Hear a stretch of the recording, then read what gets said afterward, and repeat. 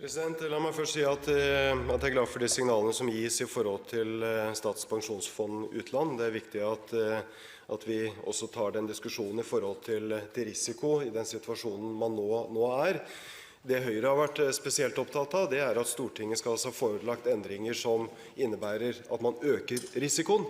Det man nå diskuterer er jo hvordan man kan skape større fleksibilitet for å redusere risikoen. Så var det gitt som et signal. Ellers så pågår det en debatt om ulike og nye krav til finanssektoren. Både gjennom økte krav til egenkapital og ulike former for økt skattlegging. Det ene er aktivitetsskatt, som regjeringen så vidt har luftet i budsjettet for neste år. Det andre er den europeiske diskusjonen om skatt på finanstransaksjoner. Hva er regjeringens tidstabell for en samlet eller enkeltvis vurdering av de nye kravene?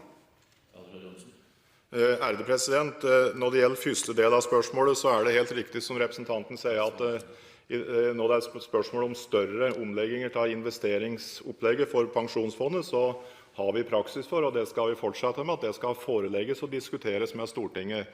Derfor så hadde vi da i meldingen som ble behandlet nå tidligere i år, synspunkter på hvordan vi skulle ha vekting i forhold til Europa og andre deler av verden. Så det er et eksempel på det, og det vil vi fortsette med. Når det gjelder oppfølging av Finanskriseutvalget, så sikter vi oss inn mot at en her skal komme med dette i det nasjonalbudsjettet som blir lagt fram for 2013. Så det er i hvert fall det som er den foreløpige tidsplanen i forhold til å gjennomgå de ulike forslag som Finanskriseutvalget var opptatt av. Hvis det er forslag som er litt enklere å behandle, så kan det hende at det kommer tidligere.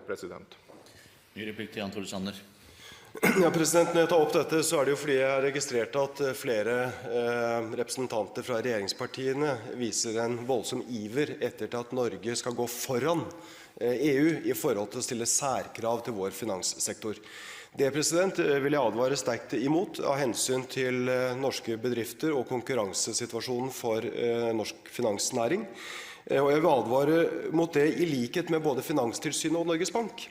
Fordi at i høringsuttalelsene fra Finanstilsynet så sier man at etter Finanstilsynets oppfatning bør en ikke gå videre med en vurdering av de foreslåtte skattleggingsforslagene før en har sett effekten av disse reguleringsinitiativene, det som går på blant annet egenkapitalkrav.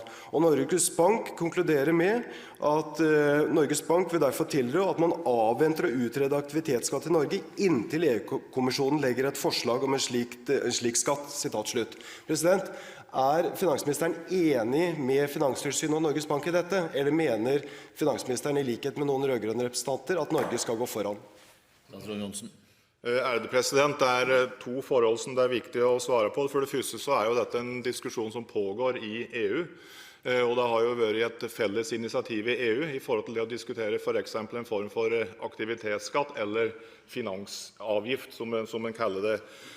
Jeg har vært veldig tydelig på at vi ser dette arbeidet i sammenheng med det vi skal gjøre i Norge. Og nettopp ut fra det hensynet som også representanten Sanner nå er inne på, at dette vil virke best hvis det er som en del av et felles internasjonalt samarbeid. Når det gjelder kapitalkrav, så er jo det en viktig debatt som foregår også ute i Europa, og behovet for å ha solide finansinstitusjoner er ganske avgjørende etter mitt syn. Fra vår side så har vi sett på muligheten for et felles nordisk initiativ når det gjelder forholdet til Basel III-regler, og hvis det skjer noe der, så vil vi også komme tilbake til Stortinget med det.